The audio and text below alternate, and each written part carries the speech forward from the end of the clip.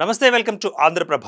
నిన్న మొన్నటి దాకా కుండపోత వర్షాలతో నానా ఇబ్బందులు పడ్డ తెలంగాణ రాష్ట్ర ప్రజలకు గత 2 రోజుల నుంచి గరిష్ట స్థాయిలో ఉష్ణోగ్రతలు పడిపోయి చలి పంజా విసురుతోంది.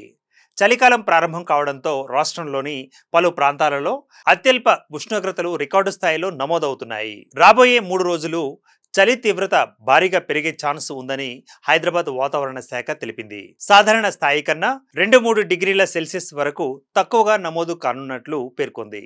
ఈ క్రమంలో పిల్లలు, వృద్ధులు జాగ్రత్తగా ఉండాలని, వెచ్చని ప్రదేశాలకు పరిమితం కావాలని సూచించింది. శనివారం రాత్రి నుంచి ఆదివారం తెల్లవారుజాము వరకు కొన్ని ప్రాంతాలలో ఉష్ణోగ్రతలు గరిష్టంగా తగ్గినట్లు వాతావరణ శాఖ తెలిపింది. పటాన్చెరులో 16.8 డిగ్రీల సాధారణ కనిష్ట ఉష్ణోగ్రత నమోదు కావాల్సి ఉండగా 3.6 డిగ్రీలు తగ్గి 13.2 డిగ్రీల సెల్సియస్ గా నమోదైంది. ఆదిలాబాద్, హైదరాబాద్, మెదక్, హయత్ నగర్, హనుమకొండలో రికార్డు స్థాయిలో ఉష్ణోగ్రతలు నమోదయ్యాయి. రాత్రి ఉష్ణోగ్రతలతో పాటు పగటిపూట ఉష్ణోగ్రతలు గరిష్టంగా తగ్గాయి.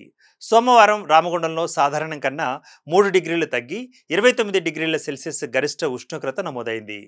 నిజామాబాద్లో 1.7 డిగ్రీలు తగ్గి 30.2 డిగ్రీలుగా, హైదరాబాద్లో 1.3 డిగ్రీలు తగ్గి 29.2 డిగ్రీల సెల్సియస్ గా నమోదైనట్లు వాతావరణ శాఖ తెలిపింది.